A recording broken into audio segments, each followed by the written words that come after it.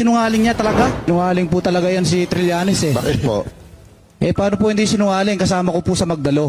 Nag-deliver po ako sa residence ni former Senator Trillanes.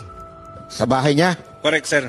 Muling uminit ang usapin sa politika matapos ilahad ng ilan sa 18 dating miyembro ng Philippine Marines ang umano'y mga detalye ng paghahatid nila ng malaking halaga ng pera sa tirahan ni dating Senador Antonio Trillanes IV.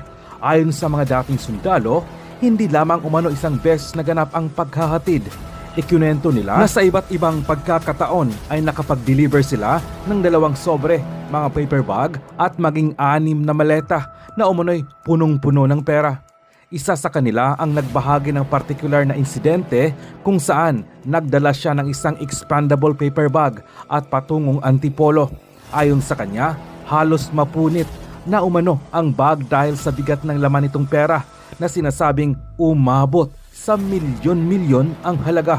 Sa kabila ng mga aligasyong ito, mariing itinanggi ni Trillanes sa mga panayam sa media na nakatanggap siya ng ganitong uri ng pera o anumang maleta ng pera.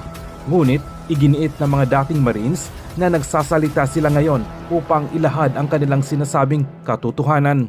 Ayon sa kanila, personal nilang dinala ang mga sobre, paper bags at mga maleta na umano'y naglalaman ng malalaking halaga ng pera. Deliver